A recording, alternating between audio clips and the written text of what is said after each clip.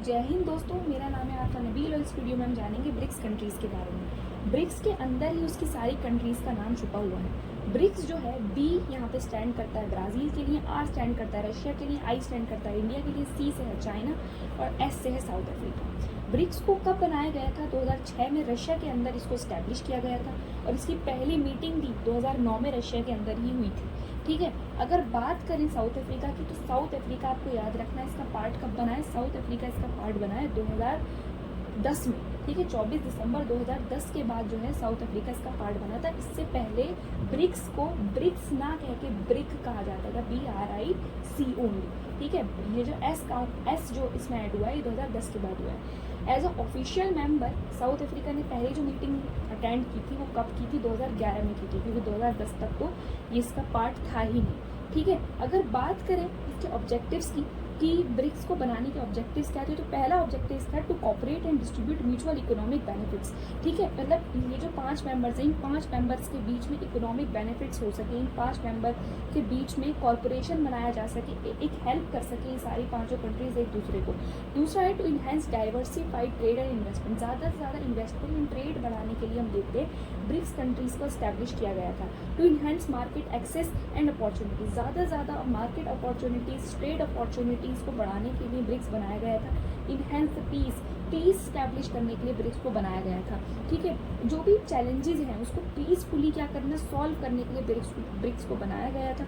और एक तरीके से आखिरी जो पॉइंट लिखा है, यूएनओ की सिक्योरिटी काउंसिल जो है, हमें पता है यूएनओ की सिक्योरिटी काउंसिल बहुत पुरानी बनी थी 1945 से। तो अब हम ये देखते हैं कि जो आपकी सिक्योरिटी काउंसिल है उसमें 5 परमानेंट मेंबर होते हैं, पर आज के समय में 5 परमानेंट मेंबर सफिशिएंट नहीं है। आज के समय में कम से कम 10 से 15 परमानेंट मेंबर जो हैं यूएन की सिक्योरिटी काउंसिल में होने चाहिए। तो ये जो कुछ मेंबर्स हैं, जैसे कि आपका ब्राज़ील हो गया, साउथ अफ्रीका हो गया, इंडिया हो गया, इनको भी क्या होना चाहिए? परमानेंट मेंबर सिक्योरिटी काउंसिल में होना चाहिए। तो ये 5 कंट्रीज़ मिलकर जो है ये अपील करती हैं यूएनओ की सिक्योरिटी काउंसिल से, डिमांड करती हैं कि हमें भी क्या बनाया जाए, यूएनओ की सिक्योरिटी काउंसिल का परमानेंट मेंबर बनाया जाए। उसके बाद बात करें इसकी मीटिंग्स की, तो देखिए मीटिंग सबसे पहले हुई थी, फर्स्ट मीटिंग 2009 में रशिया में, फिर 2010 में हुई थी ब्राज़ील में, 2011 में चाइना में हुई थी और 2020 में फिर से रशिया में, 2021 में इंडिया में हुई थी और 2023 में साउथ अफ्रीका में हुई थी। आपको पहली और आखिरी मीटिंग मेजरली आपको याद रखनी है। उसके बाद अगर मैं बात करूँ इसके फीचर्स की, तो फीचर्स देखिए इसके कितने ज़बरदस्त हैं। ब्रिक्स कंट्रीज़ की अगर बात करें तो 40% वर्ल्ड की पॉपुलेशन जो है वो ब्रिक्स कंट्रीज़ में रहती है। सबसे ज़्यादा पॉपुलेटेड जो कंट्रीज़ हैं इंडिया और चाइना, वो भी ब्रिक्स का ही पार्ट है। ब्राज़ील भी बहुत पॉपुलेटेड कंट्री है। उसके बाद 27% ऑफ एरिया जो है वर्ल्ड का वो ब्रिक्स कंट्रीज़ ही क्या करती हैं, कवर करती हैं। जीडीपी के मामले में 23% एज अ होल अगर हम देखा जाए तो वर्ल्ड जीडीपी में ही आगे है। 2030 में हम देखते हैं 2030 तक यूएसए की जो जीडीपी है यूएसए को भी क्या कर सकते हैं, ओवरथ्रो कर सकते हैं। सारी कंट्रीज बहुत एमर्जिंग और डेवलपिंग कंट्रीज हैं और रशिया इसमें सबसे बड़ी लार्जेस्ट कंट्री है। ठीक है, इंडिया और चाइना जो है वो लार्जेस्ट हैं किस मामले में, पॉपुलेशन के मामले में, और इंडिया और चाइना बहुत डेवलपिंग कंट्री है on the basis of trade. ठीक है, तो यहाँ हम देखते हैं कि ब्रिक्स फीचर जो हैं ये हमने कवर किया। उसके बाद जो नेक्स्ट क्वेश्चन वो आ सकता है वो आता है एनडीबी पे। NDB new development bank. New development bank क्या है? देखिए एक कॉमन बैंक जो है इन सारी कंट्रीज़ का बनाया इन्होंने 2014 में। इंडिया के सजेशन में इंडिया ने बोला कि हम कंट्रीज़ का एक कॉमन बैंक भी होना चाहिए। तो यहाँ पे एनडीबी बना। इसका जो हेड क्वार्टर है वो शंघाई में है। आपको याद रखना है कि एनडीबी का हेड क्वार्टर शंघाई में है। इसके जो चेयरमैन है वो के.वी. कामना, जो कि एक इंडियन, और इसका रीजनल ऑफिस कहाँ पर है? इसका रीजनल ऑफिस आपको दिखेगा साउथ अफ्रीका में।